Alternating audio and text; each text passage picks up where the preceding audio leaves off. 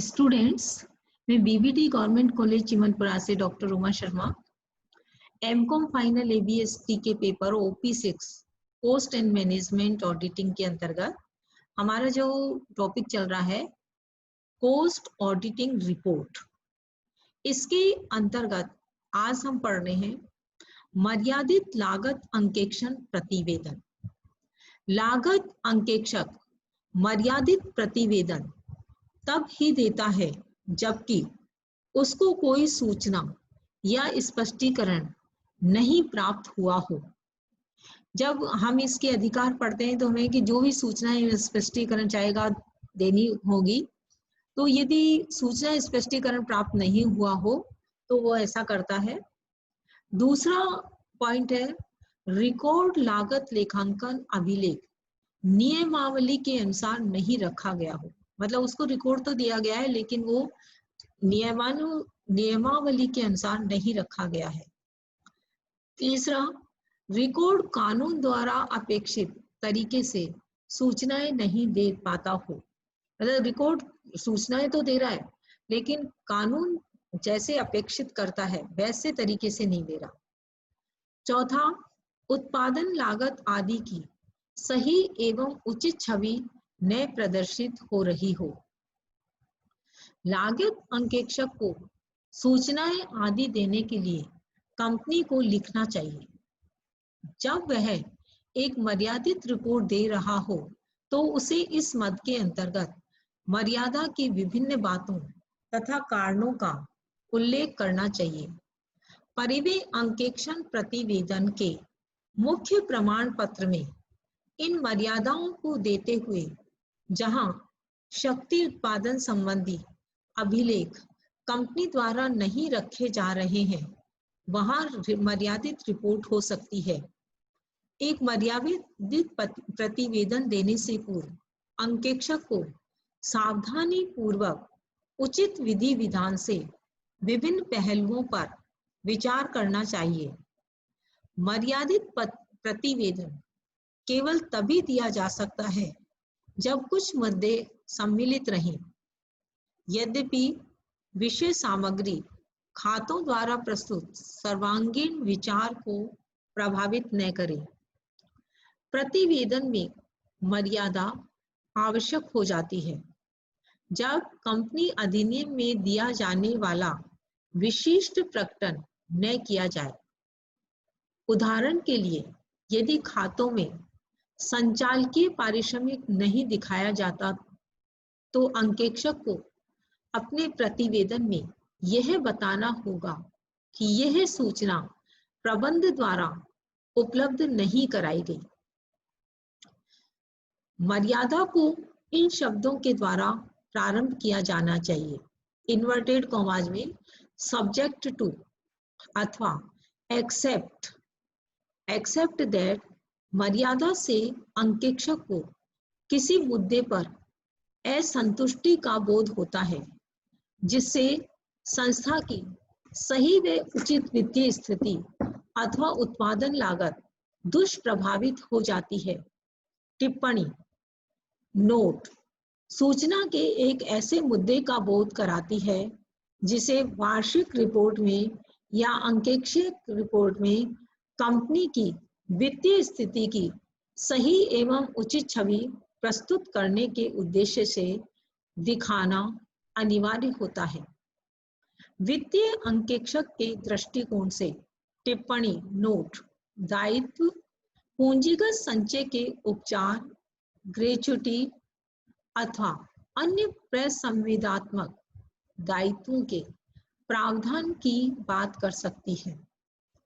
लागत अंकेक्षण प्रतिवेदन में टिप्पणियों का ज्यादा चलन नहीं है, लेकिन उस जगह एक फुटनोट दिया जा सकता है। मर्यादा एवं टिप्पणी में मुख्य अंतर यह है कि टिप्पणी नोट खातों पर सारवान सूचना प्रकट करने से संबंधित है ताकि कंपनी की ओर से उसकी वित्तीय स्थिति की सही एवं उचित छवि स्पष्ट हो सके, जबकि मर्यादा लागत खातों अथवा वित्तीय खातों के संदर्भ में प्रबंध के साथ अंकेक्षक की असहमति के किसी तत्व का समावेश करती है। पूरक लागत अंकेक्षण प्रतिवेदन, जहां अंकेक्षित वित्तीय संस्थाओं के अभाव में लागत अभिलेखों को वित्तीय खातों की अस्थायी राशियों से अंतिम रूप दिया जाता है, वहां उस लेखा वर्ष की समाप्ति के 120 दिन की वैधानिक समय सीमा में परिव्यय अंकेक्षण प्रतिवेदन समाधान विवरण के साथ दाखिल करना संभव नहीं होता, जिसके लिए परिव्यय अंकेक्षण किया जाता है। वहां कंपनी की वार्षिक सभा होने की तिथि से पूर्व किसी समय कंपनी लॉ बोर्ड को पूरक प्रतिवेदन दाखिल किया जा सकता है। केंद्रीय सरकार द्वारा लागत अंकेक्षण प्रतिवेदन पर स्पष्टीकरण संपूर्ण लागत अंकेक्षण रिपोर्ट पर विचार करेगी तथा कंपनी अधिनियम 2013 की धारा 148 के अंतर्गत कंपनी द्वारा प्रदत्त सूचना तथा स्पष्टीकरण पर भी विचार किया जाएगा। इन पर विचार करने के पश्चात यदि केंद्रीय सरकार का ऐसा मत बने कि कंपनी से और स्पष्टीकरण की जरूरत है, तो वह इसके लिए कह सकती है तथा कंपनी निर्दिष्ट समय सीमा के भीतर केंद्रीय सरकार को स्पष्टीकरण पेश करने के लिए विवश होगी।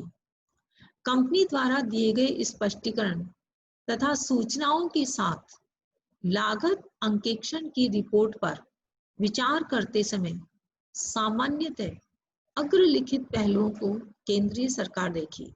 इन बातों पर केंद्रीय सरकार विचार करेगी। पहला पॉइंट, क्या रिपोर्ट सभी दृष्टियों से पूर्ण है। रिपोर्ट ऐसी होनी चाहिए जो सभी दृष्टियों से पूर्ण हो तथा प्रपत्र तथा संयुक्त पत्र नथी कर दिए गए हैं। दूसरा पॉइंट, क्या रिपोर्ट समय में दाखिल की गई है, अर्थात उस वित्तीय काल की समाप्ति के 120 दिन के भीतर जिससे वह रिपोर्ट संबंधित है। तीसरा पॉइंट, क्या लागत अंकेक्षक के किसी प्रमाण पत्र में या रिपोर्ट में कोई मर्यादा व्यक्त की गई है, जैसे अभिलेख नहीं रखे गए हैं। चौथा, क्या दी जाने वाली समस्त सूचनाएं दे दी गई हैं। पांचवा, क्या लागत अंकेक्षक द्वारा कोई अवलोकन किया गया है जो विपरीत स्वभाव का है, जिसके लिए कंपनी से स्पष्टीकरण मांगा जाना चाहिए। परिव्यय अंकेक्षण प्रतिवेदन के अन्य अनुप्रयोग।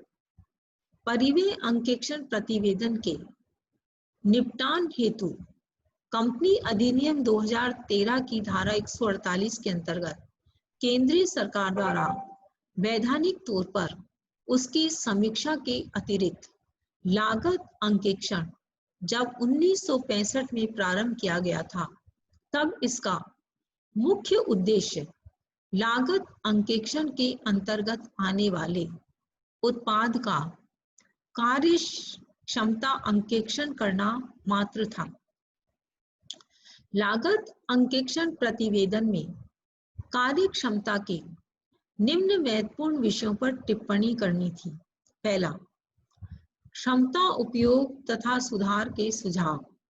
दूसरा, वित्तीय अनुपात।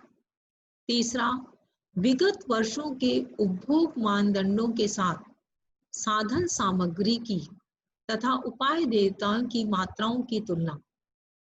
चौथा, उपरिव्यय लागत में असामान्य वृद्धि। पांचवा, गैर गतिशील सामग्री तथा स्टोर्स। नेक्स्ट, टीका टिप्पणी की अपेक्षा वाले अन्य महत्वपूर्ण विषय। तत्पश्चात हर तरह से प्रबंध के ध्यान को उस ओर खींचने का प्रयास किया जाता रहा है कि वे उन महत्वपूर्ण विषयों पर अपना ध्यान केंद्रित करें। कार्य क्षमता तथा उत्पादकता सुधार कर देश के संसाधनों को मितव्ययतापूर्ण उपयोग किया जाता है। जिससे देश का विकास होता है।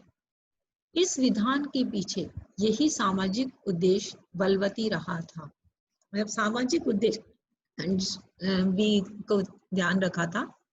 सरकार के कुछ विभागों ने भी लागत अंकेक्षण प्रतिवेदन में सन्निहित आंकड़ों में रुचि लेनी प्रारंभ कर दी। Okay students,